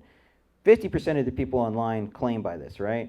Then there's this other 50% of the people that are like, no, it is wrong. Casing layers is a waste of time. It's evil. It's bad for money. Why are you doing this? You need to die. And they start going after each other. And I'm like, what the fuck? All right, just do a proper, like, one variable versus study, all right? Just 3 groups. You do one group where you have a group of tubs done exactly the same way with a casing layer. Then you have one set that's done without a casing layer. Do like 5 tubs this way, 5 tubs that way. And then do a series of 5 tubs where you mix it, where in the tub itself, you only put a casing layer on half of the inside of the tub, and the other one doesn't. And then just actually weigh it out and see which grows better, and then publish that damn thing online. Don't just start flaming each other out. I never get into any of those flaming wars online. I'm like totally, I stay out of that shit for everything in my life. I just like, I don't give a fuck. Like, I'm done with that. So, more questions. Yes, you. Do we only want to decriminalize and not legalize because of taxing purposes and government control? There's a lot of weird parts to it. I'll give you like the different flavors. If we legalize too much, like the first thing is to decriminalize it, just get it out of there, okay? But if you legalize it and you set it up in a system where there is going to be permits, and like I made a shitload of money doing this for cannabis permits, so I've seen it on like all angles. Just for reference, like we turned on that dispensary that we won in Seaside for like less than $400,000 last year on Father's Day, and then we flipped it this year for over $3 million to MedMen, so it was like a 980% return. But that's like one of those weird rainmaker stories. There shouldn't even be a system like that that exists, because in all honesty, dispensaries in like 5 to 15 years, it's like going to be owned in a Hollywood video or a Tower Records when suddenly people are actually able to order their shit online, okay? Like those kinds of brick and mortar establishments are probably going to go away. There's going to be the eastern states that start turning on and they're going to keep making money, but it's like a fad right now. I mean, hell, they might not even have grocery stores in 20 years the way they're going, online delivery and drones and fucking shit like that. So when it comes to the over-regulation of it, if we establish it where there's a permitting system and then we tax it, that would create a new tax system on it, then the whole like bottleneck begins, and then people aren't going to want you to, in essence, cultivate your own, because you can cultivate your own, you know, that cuts into the bottom line if they're actually running the dispensary. So it's a slippery slope, and I'm sure other states are going to go down that path of like, yeah, let's do dispensaries. There's already been critiques about other initiatives that have worked on that sort of stuff. And honestly, like all of these 50 states and the counties inside of those states are these weird little political testing laboratories where, you know, we're going to point fingers at each other in 3 years, like, you guys fucked up because you didn't put that in there. Or maybe that 18 age limit, you should have been 21. And, you know, there's going to be all kinds of fallout for that. But, you know, we'll see. Yes, next question. There. So the tab that you had open with a language, that looked like the language of like what's actually changing inside the law. What does the language look like that's actually going to appear on the ballot? Like that little blurb that they give everyone that they have to read? That's actually issued as a title and summary that comes from the Secretary of State's office. So they generate that for us. And that's a... Yeah, sometimes. I mean, they're going to beat it up and they're going to say, this is what it may say in here, but this is effectively what it would actually do. So they'll go through and they'll have like a bullet point list of all the different things of what this law would actually amend or change in essence. Do you get to see it in advance? Yes, but like by like 5 days maybe, and then we push it. And the crazy thing is most people, when you're getting signatures out there, Nobody ever actually reads the damn thing. By law, you're actually required to have these people read it. They skim. They're like, oh yeah, this is awesome. I got to get milk right now before the store closes. But bam, yes, I'm 100%. I'm down. I'm a supporter. And then also what ends up happening is you'd be surprised how many of these people sign these things, and they forget they even signed the damn thing. When they go in to vote, like a year later, like, oh my God, I can't remember if I signed the thing or didn't. And I think I did. I'm down for this. Or sometimes they forget and they're like, no, this is the evilest thing ever. This should never even been on. These people are evil and need to die. And then it's like, you actually were one of the people that signed the thing. So, no, I wish we could get a lot more time to work on it, honestly. Like, we're something like, I don't know, 410 days out or something. But it's never enough time. Yes? Can you speak on therapeutic use and how that's going, how this will be applied to that? Well, basically, if it's decriminalized, you could theoretically use it for your own personal medical reasons, your own therapeutic reasons, your own religious/spiritual reasons, and like the big winner is generally freedom of choice to do whatever you want to your body. And that's oftentimes considered code for like recreational almost, but it's like your own. So as far as the state of California is concerned, if you were providing therapy to people and this was part of the ritual, California can't bust you for it technically. But the board can, because the board the board of behavioral sciences. So for like things that like cannabis assisted therapy, which people are doing in Denver, you can't really. I mean, you could do that, but the board could bust you because then they'd be like, well, where's the studies that show that this is effective? And if you can't show that, then you're kind of fucked. But at least with psilocybin, there are studies that have been done. So if you're giving someone psilocybin therapy for end-of-life anxiety, you're like, well, there's some studies that have shown that this is effective. But if you're doing it like psilocybin for couples therapy, and there are no studies to show that, you need to have some way to show that what you're doing is backed up by science. At the state level, they won't be able to prosecute you. At the federal level, this is still going to be a Schedule 1. And it's not like we just have to flip like 26 states and then it suddenly becomes federally legal. There's a couple of techniques to actually deschedule it or reschedule it.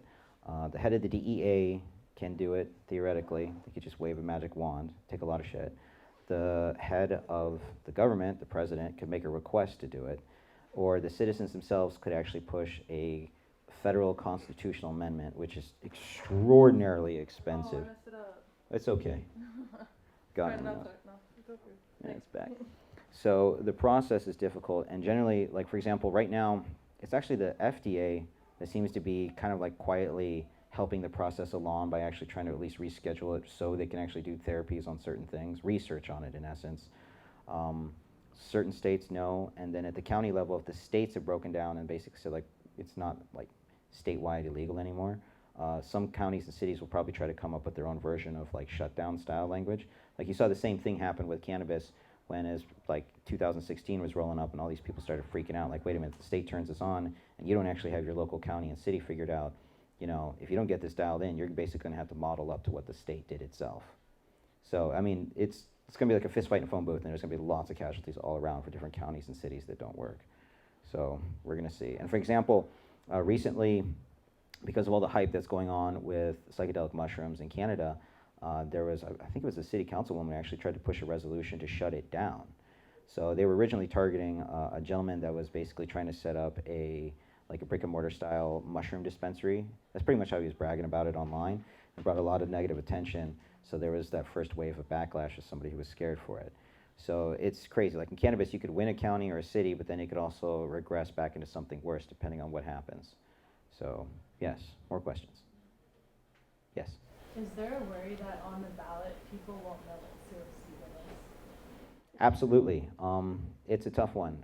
It's a chemical that they're not really, nobody ever uses it in common language. They'll see it written on news articles. Yeah, there's going to be tons of press about it, but I guarantee you we're going to miss people in the sticks that they have no social media, so we can't reach them that way, and they don't read newspapers, and then some people that are like, this is just not of interest to them. They'll show up the day of the vote and be like, what the hell is this? You can't use the word mushroom. Oh, we do. We use some things. On the ballot. You can't. That can't be on the ballot. No, you can. Are you trying to avoid that, or do you not care? No, we try to actually give them all of it. So you want to have the correlation between mushrooms, psychedelics, psychedelic mushrooms, magic mushrooms, psilocybin, psilocin.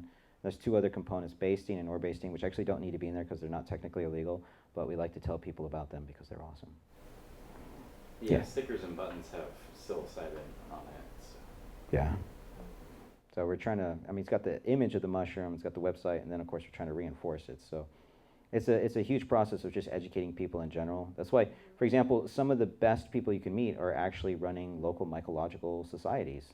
All across the state of California, there's like, I don't know, 9 of them. LA has one that's about to turn back on. They generally trigger when it's actually rainy and wet outside because that's best for foraging. And they're some of the coolest people you're ever going to meet. I mean, they just like foraging for mushrooms. They're just like wandering around with these little knives, and they're just tossing them into a bag and jumping over people's fences because sometimes, you know, borders suck. So they're good groups. They have great dinners. You ever go to one of these things, like their version of a little potluck, you show up and there's like, everybody has this little gourmet exotic mushroom dish that they put together. And sometimes randomly people are like, I got all these truffles. I'm like, where'd you get them? He's like, don't ask. And then like, you're getting all these truffles and you're like, this is awesome. And then probably about a third of them are definitely for it. A third of them, maybe not so much. And a third of them are like right on the fence and they're curious. They showed up originally because they got interested in psychedelic mushrooms. And then there's other old school people like, I'm here because I like the chanterelles, but I like these mushrooms as well in tea. Awesome, awesome, okay. Yes, more questions? Yes. So it becomes decriminalized in the state of California. How easy is it for the federal government to come in and accuse you and fuck you over? It depends to the nature of what you're doing. All right. So let's say, for example, your neighbor doesn't like you because your dog barks too much, and they think, I think that person's a mushroom grower. And so, you know, they're like, the state level is like, they don't give a fuck. They're not going to do anything. If you have a sheriff or a police officer that has some kind of impression that there's something else going on, and then they kick in your door, let's say they don't find anything, but guess what? You have like a tub of mushrooms growing in there. They're generally going to check it by weight, and if since technically at the state level, it makes it incredibly difficult to prosecute, they tend to toss those cases because they don't want to waste the money or time on it because now it's technically legal. On the flip side, let's say you had a 17-year-old kid, your kid, driving a U-Haul truck for $20 a day, and he's on the border of Nevada, and he has like 5,000 pounds of packaged dried mushrooms, and he's got a stupid Las Vegas hat sitting next to him, and you know, like, well, what are you really trying to do? Well, technically at the state level, since there's no possession limit listed in this, if this goes through, they still technically can't do anything because he hasn't technically violated any crimes yet. His amount of possession might be super high, but they're probably not going to do it. If he crosses over into Nevada and gets popped over there and says, but I'm from California, these mushrooms were grown in California, I was just, you know, I was bored and there was a Taco Bell on the other side of the state that I needed to visit for some strange reason. Well, it gets pretty bad. The feds go after you. Straight up, DEA, that's technically interstate trafficking, and trafficking is always considered basically intent to distribute, all right? And if you're in a state doing that, the interstate trafficking law is pretty bad. If, for example, this person for some bizarre reason was to go down to Mexico with that same van, that's now international trafficking. So you get US Customs involved on top of it. Generally, they tend to bounce it back to the area that the major crime was committed, but sometimes they could link a couple of different areas. If you get caught and let's say you had, or this 17-year-old kid of yours has a gun in the cab, or even in the trunk, or even buried in a box somewhere that's empty and the ammunition is separate, well, now you're basically interstate trafficking / international trafficking / carrying a felony firearm in a drug operation. So there's different levels of severity for it. If you're really, you know, going to do this for personal possession, and that's your true intent, maybe you're going to show people how to do this, cool. Keep your limits low and don't brag about it. If you're online selling the fuck out of this stuff and you have, you know, geotagged pictures of you sitting there eating mushrooms and there's like 5,000 pounds of it behind you, you're stupid. I'm sorry. And at the federal level, eventually this will get descheduled, all right? It probably will get, honestly, rescheduled first at the federal level, and then when society doesn't burn itself down, then they're going to deschedule it. That could be anywhere from 6 to 8 to 10 years. God only knows how long it works. People are always like, oh, the next president will snap their fingers and do it. Well, it's like, I haven't seen anyone do that yet for weed even, and look how cool that is. So this is a whole new thing that needs to be educated on a massive scale. Yes, more questions. Give me the tough ones, come on. What about the children? Yes? Have you considered trying to do this on a city or county basis, kind of what they did in Oakland? And, you know, basically target the more liberal areas? Oakland's a unique one because that was actually a resolution, so that's actually not an initiative. And resolutions, they have a lot of effect, but in certain areas, for example, a resolution can be very quickly flipped if a city council member gets worried that some kid got into an accident, kind of like the Footloose sort of thing.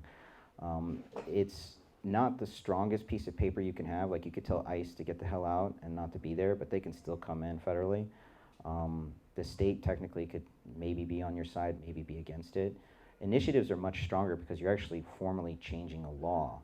Like if you go to a regular city council meeting, there's like 15 resolutions a day. Like I've had to sit through so many of these things just for cannabis related operations to begin with. I had to sit through like 3 different Christmas resolutions that this person's house was now the nicest house with the best Christmas lights in the city of Salinas. And it went on for like an hour and a half. An initiative, on the other hand, like think of it this way. If they know that over 50% of the voting population voted one way, it scares the shit out of the politicians. They're simple organisms. They're only concerned with basically pleasure and pain. That's it. And pleasure is basically, I swear to God, it's lobbying, which is basically legalized bribery, and that comes in the form of cash donations to the re-election campaign, very expensive lobster dinners, and services from the ladies of the night, depending on what state you're in. If you go the pleasure route and then you jump over to pain, it's about losing money and losing votes. And they already know if you got X amount of people to actually sign the initiative and get it on there and it wins and it passes, that's over 50% of their constituency that can get them out of office. So they would theoretically lose both votes and money for that.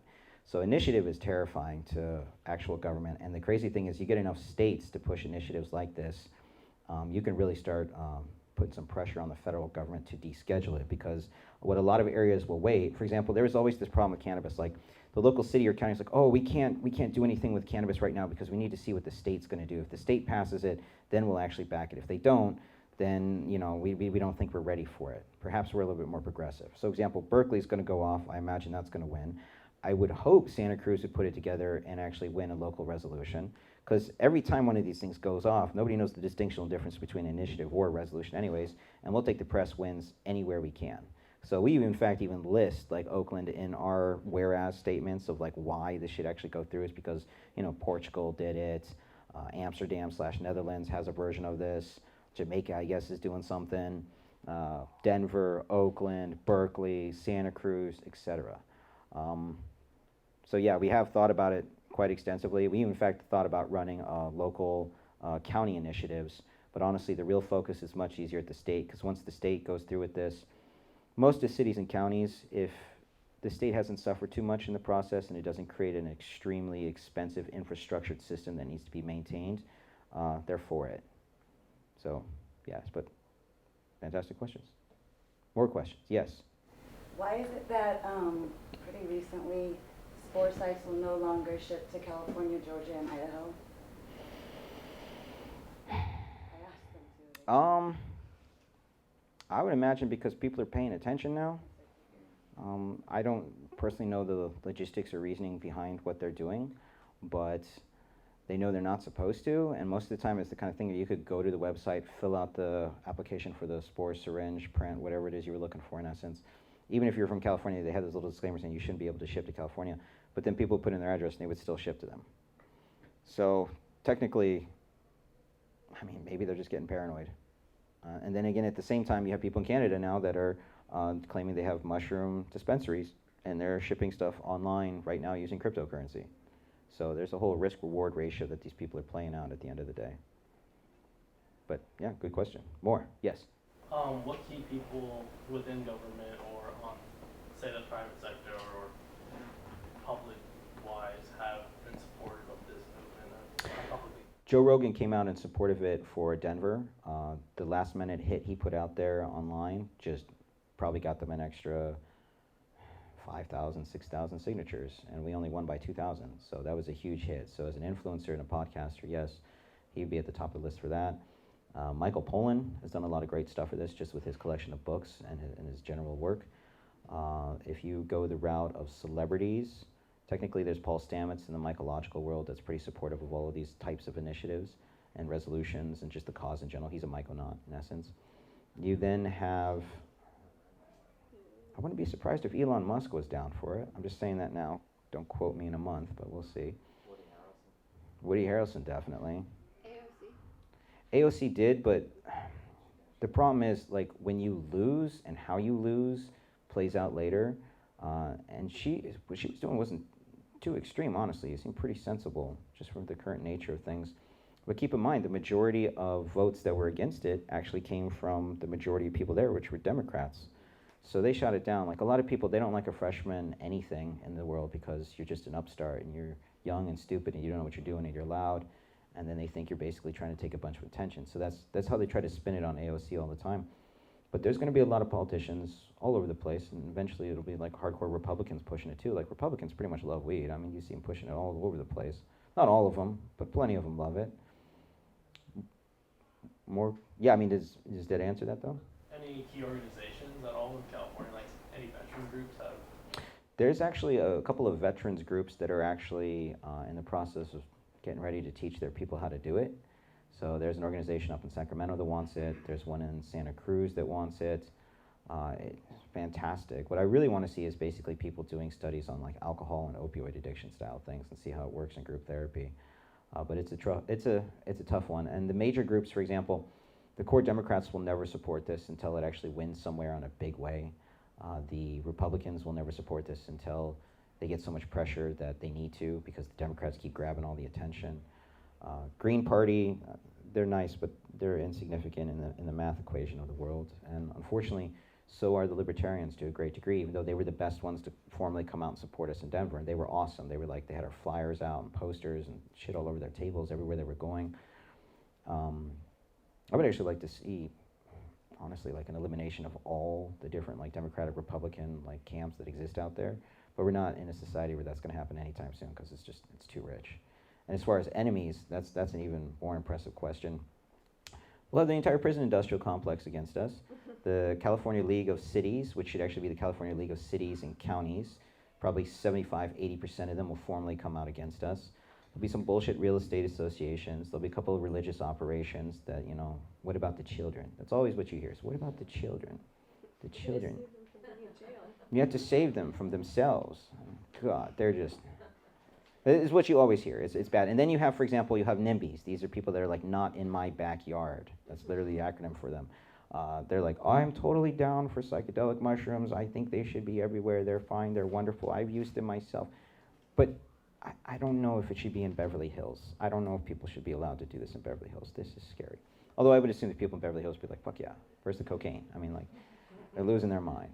And then when people always ask me that question, like, what's the next drug you should go after? I'm like, acid. That's crap. It's practically this as it is anyway. It comes from ergot, actually, on wheat. It's a form of fungal rot. But yes, you. That makes me question, what's the roadmap you see of psychedelics in general? Like, we have cannabis in a way first, and it seems like psilocybin is next, and what do you think's going to be decriminalizing there? I think either a very large organization someday, hopefully soon, would actually push for full decriminalization at a state level, which is terrifying. And I say a full decriminalization of all psychedelics, because, for example, people get this stuff very confused. They're like, I'm all about the plants, and that's why we need to save mushrooms from themselves. And it's like, mushrooms in the fungal kingdom. And then they're like, I'm all about the ibogaine. And it's like, okay, well, that's a plant. That's good. And then like, but I'm all about the toad as well. I'm like, okay, that technically comes from an animal. So that's 3 different kingdoms. Yes, but then again, I mean, they used the same thing, honestly, with uranium-depleted water back in the day, too. And they used to give that people because it was a cure-all for, you know, your aches and pains. So there's a lot of things that we need to study in a lot of different ways, and people aren't comfortable in some regards until they see the research studies, but most of the people don't read the research studies. They just want to know that there's a bunch of research studies there, because it's like this little mental blanket. If you jump, for example, the reason why we didn't go for all psychedelics right off the bat, some psychedelics, because of the environment and the conditions that you're taking it, can actually be somewhat negative. So let's say you like MDMA, all right? Technically, I wouldn't classify that under the natural realm, but you know, some people might try to swing it, but whatever. You go in there, you dance too much, you maybe take too much at the door because you don't want to get frisked by security or the cops outside of the festival, so you overdose a little bit on it to begin with, And then when you're in there, you're dancing, you're having a good time, you start to lose water. And so you start drinking a bunch of water, but you also lose your electrolytes in the process, so you drop your salts. And then basically you suffer from the opposite of hyperthermia. You have hypothermia, you overheat, you keep drinking, and then you start having all kinds of medical complications. It was a set of circumstances that caused that scenario to happen, but unfortunately that has happened a few times in the press, and I don't ever want to get into the argument of like, it kills young women at festivals, and I'm like, circumstantially yes, but that's not what we're talking about. We're talking about mushrooms. It's got like an LD50 of nothing. And then on the flip side, for example, the reason why you don't go for something like ibogaine necessarily, I mean we will eventually, but it has certain heart conditions that if you're prone to heart attacks, you may actually have a negative adverse reaction to this. And a lot of people, they tend to throw like massive doses of ibogaine at people when you should slowly do like a proper buildup. So those two, because there have been conditions of people having, in essence, heart attacks, and it may be the cause or it just may be an environmental, situational sort of thing that went south, we just don't want to even get into the arguments of like, this has killed people. Like, you want to know what the most addictive drug in the world is? Sugar. Correct. More people die from sugar than anything else, right? In the US, for example, when people look back on the statistics of like, what happens when we actually end alcohol prohibition? You know, we're going to get rid of the mob, we're going to end all this bullshit moonshine that's getting people sick. It's like, well, no. I mean, basically what ended up happening was like all the things they were worried about, like more people are going to die in car accidents, there's going to be all kinds of horrible spousal abuses and beatings of children and just all kinds of stuff, people being raped. Well, statistically, they were actually kind of right. You increase the amount of alcohol up there, and you have these strange restrictions on it that nobody really pays attention to anymore. It made society worse. So statistically, they'll give us the metrics. For example, when this passes, people say like 1 or 2 years after psilocybin passed in California, now there's 5% more homeless people, 7% more opioid deaths, et cetera, and that's really just population, okay? Population goes up in an area, it goes up and it's bad. That's like with a lot of cities, for example, you'll notice a trend. The ones that tend to turn on first are actually the poorest cities. They have so many problems. You go to Oakland, it's like the homeless issue is off the charts. They just lost the Raiders. There's all kinds of financial problems that exist there. People are blaming this shit on like, I heard this guy complaining the other day online that, you know, the reason we lost the Raiders was because of the fucking psychedelics. All these plant-based, I'm like, this is retarded. The Raiders left because they were getting paid more somewhere else. It had nothing to do with it, right? So if you give these strange kind of society mechanisms and matrices and metrics to gauge off whether this is a success or not, it's horrible. The only one you really should be looking at is, in this case, did anybody actually die from psilocybin, all right? Not because they were an idiot and driving their car with psilocybin in their bloodstream, but did they actually die from psilocybin? Did they get so sick from this that someone had toxicological shock and die? Or did more people go to jail or did less people go to jail? The goal of this is less people going to jail. If suddenly we have, you know, 50 of those 17-year-old young strapping lads running off to the border to get this, you know, mushrooms into Vegas and they're all getting busted, you know, we're going to have to answer to that somehow. And at the end of the day, I don't think this is a dangerous substance at all. It doesn't meet any of the requirements to even be on a Schedule 1. It's not addictive. You don't have these horrible breakdowns the way they're actually claiming that you do. If you have psychedelic experience, great. If you don't and you have your first experience with mushrooms and it's horrible because you don't have a proper situation set up, you don't have your setting, your intention, all of that dialed in, and let's say you have an experience that's bad but you don't know how to process it, that's why you actually need to basically integrate and figure out what's going on. If you don't do those things, it can be rough. Some people, though, they just make tea and sit at home and play video games. Other people, this is something where it is so profound to them that it changes their entire view of the world, and they like literally will make life changes off of it. So, and the other thing about actually teaching them how to cultivate is, if people are worried about what they're getting, whether they don't want to necessarily forage for it outdoors because they don't have the best identification skills, or there's some reason they can't even get there because they're stuck in the city, learning how to cultivate your own, that is the most efficient way to do this in the safest way, and then you're most comfortable with it. And then you become basically a connoisseur, so you really know what's going on. And if you learn, just please teach other people in a somewhat safe environment so you can actually get this out there. More questions? Yes. Yes?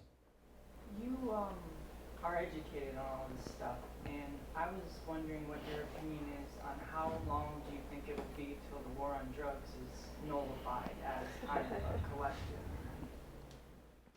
I mean, if you were to ask Rick Doblin, when he started out with MAPS, he thought it was going to take 6 years. we're still here. I'm an impatient person. I hate how long anything takes. Like the DMV, I'm just losing my mind, and I'm writing absurd little short stories on my cell phone. I honestly don't know. I think it's going to come in strange waves and stages. I think if some states are able to pull it off, we'll get a couple more states, we'll get a couple more states after that. Somebody's going to go for an all psychedelic thing, and we get into the argument about like, okay, what about the death rates of these other things? But if we make a run at it, it's good. I think there's going to be a whole bunch of countries that just straight up decriminalize everything. I think Mexico should do that. That would be fantastic for what's going on down there. Pretty much all of South America, I would do that in a heartbeat. Anywhere else, the United Nations, they're going to basically come out against a lot of this stuff in much bolder statements about what's wrong with the world. Like, you shouldn't be focusing on this drug war. You should actually be focusing on like the environment, okay? Or at least getting us to Mars before we totally fuck our own planet up. So, psychedelics, if we work this one out as an experiment, we get 2-4 years here getting beat up at the state level. I wouldn't imagine. By the way, this is going to sound totally depressing, but I do this for a living, so just don't hate me. The math right now for Trump on the real polls that you need to look at, he's actually scoring better than the Democrats are going to do with all of their people put together. So we may be stuck with this guy for like another 4 years, and he can go fuck himself on camera. I'll say that, but it's going to be rough, and yeah, maybe he'll respect states' laws like he's supposed to theoretically. So you're supposed to do that for cannabis, if you remember him talking about that, and he may just push the button one day, and who knows? I mean, for example, he might just lose his mind one day when he's taking a shit on Twitter and be like, you know what, fuck these Democrats talking about how they're gonna all decriminalize/legalize marijuana, fucking reefer madness. I'm gonna do it for them right now, so I take all their action away from them. And then he just does it, and you wake up, and he's like, I declared to the Drug Enforcement Agency heads to now make marijuana a completely descheduled drug. I mean, I'd be like, damn. I'd buy him a beer after that. That's probably the only time I'd buy him a beer, but so be it, right?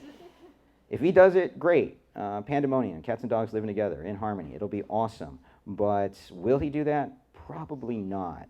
And unless the Democrats really get their act dialed in, or if Trump has some scandal that could actually bring him down, which seems impossible, he could rip his face off and be an alien underneath, and I think people would still vote for him. So, I mean, it's what it is. But, I mean, I wish it was yesterday, but it's probably another 12, 20 years before this whole thing is done. And it'll come as fast as we make it go. Hopefully. So the more we get involved and the more active we are, the faster it will go. The future is what we create.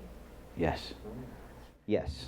As far as collecting signatures, what would you say is like the best approach to people to try to get them to sign it? There's no moment if I'm It's tricky because you're going to talk to different age groups of people. So I'll give you an example. If you knock on a door in Denver and it was an African-American family and you tell them, we're wearing these T-shirts, so right away they can see what you're doing. So these big T-shirts, they Decriminalize Denver on it. And it's got their little like triple mountain thing over there and all of that. And they say like, yeah, we're here to decriminalize psychedelic mushrooms. They're like, what? And we're like, yeah, we're trying to decriminalize psychedelic mushrooms. You like the essentially like, hold on. And they run over there and they grab their whole family and they come back in and they're like hugging us and stuff and like, do you want to stay? Do you want to have some dinner? Do you want to hang out? And we're like, oh, we'd love to. In fact, I'll take a little bit of chicken, but I got to go. Like I got to get down over there. We're like running all over the place. And then we're walking up to this one guy's house, this elderly gentleman, and he has this big like gate up and this wrought iron black gate, and his property is like 4 feet off the regular driveway, so it's really high up. And he's out there watering, and I was like, excuse me, sir, can I give you a flyer? We're working on this campaign to decriminalize psychedelic mushrooms. And I hand it through his little gate, and he looks at it, he's like, still watering his lawn. He's like, oh, well, now I know what to vote against. Thank you. And then he goes and talks to his wife about it, and she's over there like, just watching us. So we're like, okay, well, they don't quite work. Young people, they generally gravitate towards freedom of choice. They're wild, they're crazy, they want to have a good time, right? People that are between, honestly, 18 to 25 are those types that would want to vote for this. 25 to 35, they're in the process of discovering they have no idea who they are. They're having that like weird Fight Club, like I was raised a boy kind of mentality thing, and now I don't know what the hell it is to be a man. And then at the same time, people are like, I'm beginning to have my first kind of midlife crisis because spiritually I'm bankrupt. So those people, So those people generally they gravitate towards the therapeutic side of things because they're traumatized. They realize I really am fucked up. I thought after I get into college I wasn't going to be fucked up anymore, but there's still things wrong with me and I get sad or worse. And then 35 to say 45, 50, it starts to lean more towards certainly spiritual and certainly medical. A lot of that's because they actually start to get some form of disposable income, but they're not as fast as they used to be. So they feel they need something in their life to give them what they want because their religions have bankrupted them, their social circles, they've jumped around a lot, and most of them are transient, so they move, but now they're locked down and they're starting to care about the world. Then you go 50 and up, definitely medical. Like they're now at that point where the finite aspects of existence are kicking in and they know that they're not as sharp as they used to be, so the neurogenesis side component really starts to play into it. And then if you get really old, 75 and down, it's interesting, most of them, they know they're going to die, so end-of-life therapy becomes something that's very keen to them. It's not that the mushrooms are going to save them, it's that it's going to give them some form of respite, a chance to at least feel good before they go into the ground or, cremated. On that pleasant note, yes. Do we have time for one more question? Are we good? Yeah, one more question from the audience, and then I had a little 3-question integration Q&A. Yes. Yeah. Okay. You. Yeah, actually, I've never done any of this kind of stuff when it comes to the legal platform and all these things. So if I hit the button that says volunteer, I wind up in your house and you're making spaghetti. and does that mean you're in LA? Yes. Oh, okay. Yeah. Originally we started out. We picked up a WeWork office in San Francisco, and we were right in the we were right on the main street at 44 Montgomery, which is across from like this extraordinary like financial center. Like Slack is across the street, and like Airbnb is down this way, and like Lyft is over there. So there was this huge nexus point of all these like young cats running around about to crush it. And then what ended up happening is we were bouncing all over the state, so we ended up picking up a couple more WeWork spots. And these are just like hot desks. You go in there and it's a nice place to meet, and then you can actually use these little conference rooms for like $50 an hour roughly.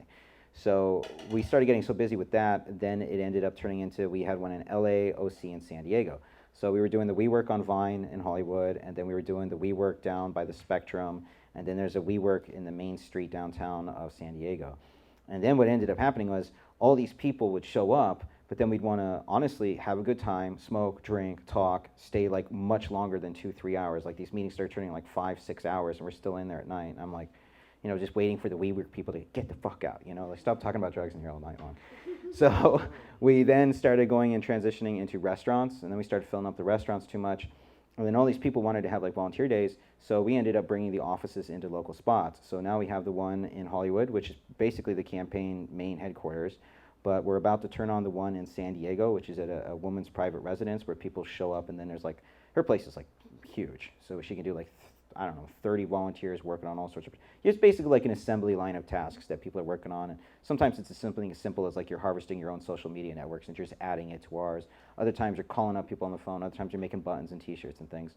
And then there's an Orange County one that's turning on, and we might have to split it in 2 spots, one in Laguna Beach, and then one over on Valley Vista or Vista Village. I can never remember the damn city. It's on the east side of it.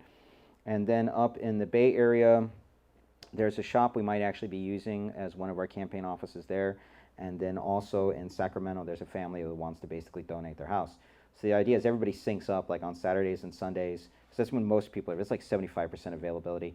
And then we all just talk to each other via Slack and the teams we're working on. And then sometimes we have these mixed Zoom calls between counties. So like when Ventura starts getting turned on, it's a relatively fresh, young county.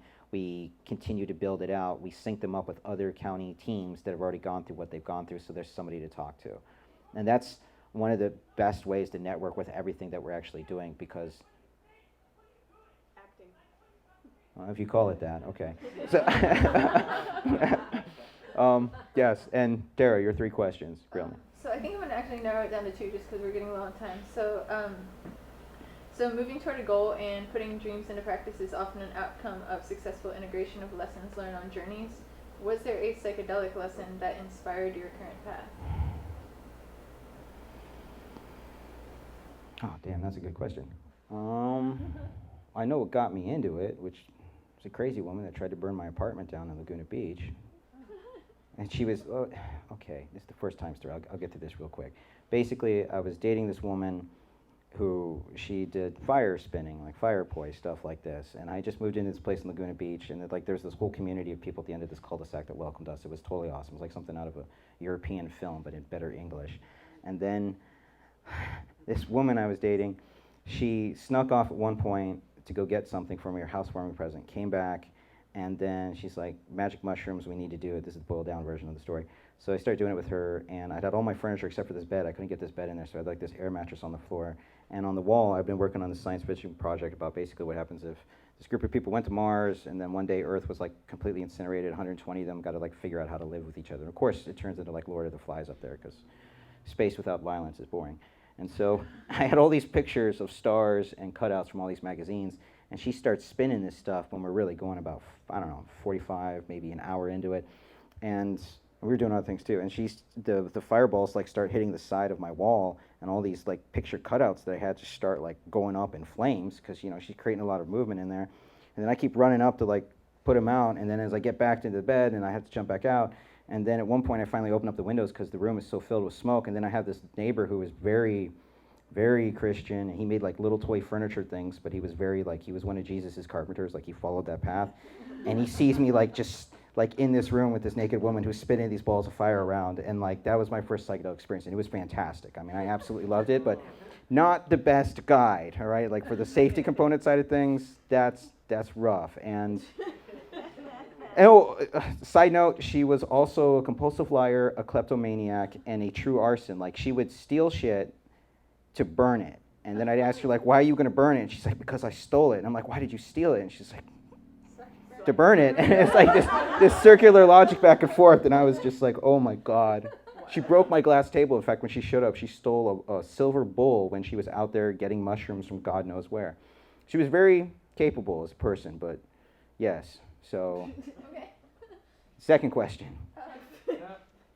What is your favorite item in your integration toolbox? What's your go-to, like, you just had a big experience and now you need to ground yourself and figure out where you're going?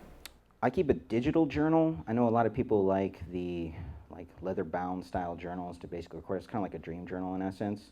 And so I do a lot of crazy writing, and then during the experience, that's an easy way for me to track it, and then afterwards I go back through and then I filter through it, and I'm trying to figure out like, what the hell was I really thinking when I was writing that?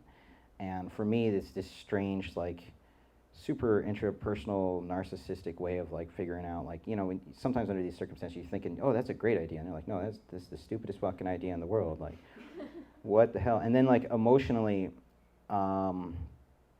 it's difficult for me because I actually suffer from this weird thing called seasonal affective mood disorder. So when it's gray outside, I'm just miserable. It's just, my brain needs an X amount of light before I can actually feel good. Whether it's real or not, or I just feel bummed out because it's shitty weather, psychedelic mushrooms actually helps a lot. So I've had to live in some places around the country. Like going to school in Michigan, it's horrible. It's just like a Norse Viking mythology, end of the world, where there's so much snow and everybody's holding each other just to stay warm before they freeze to death next to their loved ones at night. That's like how bad Michigan is. So like being able to take that and go through that process, first with groups and then by myself, that was key. But honestly, journaling, basically digital journaling, that's my go-to thing to figure out things. And also, even before the experience, I like to prep with lots of goodies to eat. Like if I'm gonna smoke a lot of weed, it's junk food, but if it's actually gonna be like mushrooms or acid, I basically get like all these strange ingredients to make a salad that I never make. I just end up chopping it up and eating it individually, like little Persian cucumbers. I'm making these little slices and I'm just chewing on them like this is the greatest thing in the world. It's a melon, honestly. But yeah. Awesome. Okay.